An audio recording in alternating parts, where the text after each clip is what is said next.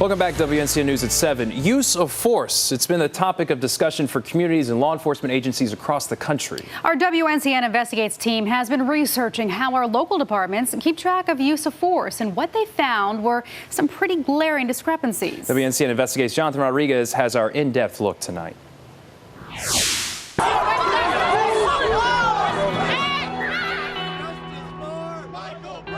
We need a dialogue. There are recent events that have pushed the relationship between police and the community to its limits. The use of force is a necessary part of the job, but even a single tragic event can cast a shadow over police departments around the country. We can build confidence and we can build trust, but it's not going to happen overnight.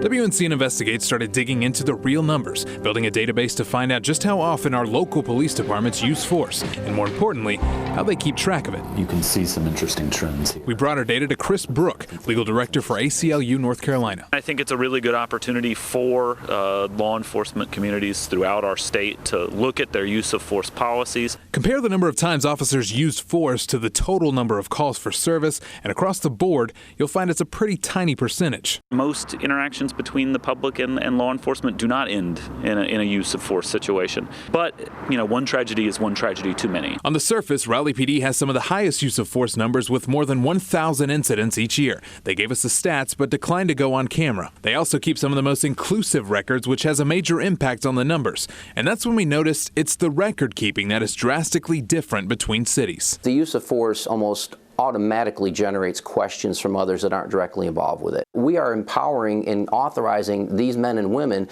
to take away other people's civil rights and to take away their freedoms. Brandon Zudema is the police chief in Garner. His department has some of the highest numbers compared to other towns its size, but they were also very detailed in what they consider use of force. What I know is that our officers, when they have to use force, they do, and they use it correctly. Like Raleigh, Garner PD keeps track of every time an officer even points a weapon, which was the most common type of force they used. People tend to understand that if they have a gun drawn on them, that the officer is serious about what they mean, would much rather have compliance than actually having to apply a physical force or a taser or a baton or, heaven forbid, a firearm. Zudema says for his department, it's about being able to justify every incident. And it's also about transparency. It's about making sure that the community knows what we do and, more importantly, why do we do it. And that brings us to Durham. You're trespassing on city property. You must leave the property immediately. Durham police have faced some of the most notable use of force incidents, but their records tell a much different story.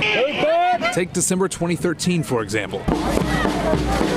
Most of the other departments we talked to say they count each individual officer's use of force. Durham does not. After this protest, the department only logged 2 uses of force that day, 1 physical and 1 use of taser. And even though tear gas was dropped to clear the crowd, it wasn't listed. And the discrepancies didn't stop there. Durham PD also does not keep track of how often their officers point their weapons. Now, during one of our phone conversations, I asked the chief, why not? He said because officers pulling their weapons happens all the time.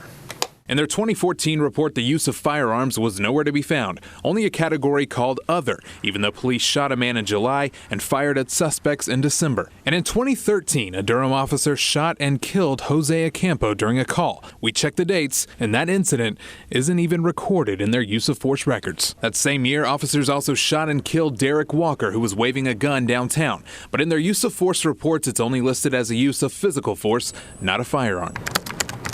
Over several calls and emails, we tried multiple times to sit down with Chief Jose Lopez to talk about their records, but each time he turned us down. So we even tried bringing the interview to him. Yeah, I wanted to see if we can talk to you about use of force. No, we're not doing that. Instead, he walked away. Is there a reason why, though? I'm not going on camera, and I think it's wrong that you would do this. Well, no, we did something we thought is very important to talk about. For you to accost me when I'm coming from my car, I think it's just inappropriate. Sir, I promise we're not accosting you. All I have is questions. We really only need like 10 minutes of your time, sir. Encouraging dialogue, engaging in dialogue with one another, and having conversations about what works in their community and what, from a law enforcement policing standpoint, does not work in their community is really a great place to start. And that's how we find solutions to a lot of these challenges. The reality is it's a job like no other. Officers willing to put their lives on the line to protect ours. Our folks are very intelligent. They're very patient. They understand that the best weapon that they possess is right here. But Zudema says when it comes to use of force, trust not only has to be earned, it's something they're constantly working to maintain. We supplement, we grow, we do more, and try to make sure that we're using social media, we're using educational campaigns, we're communicating about what we do, and again, why we do it. That's the most important piece. On our website, we posted the use of force numbers that each department provided for us. But again, you can't really compare apples to apples because some departments just don't track everything. I'm Jonathan Rodriguez, WNCN News.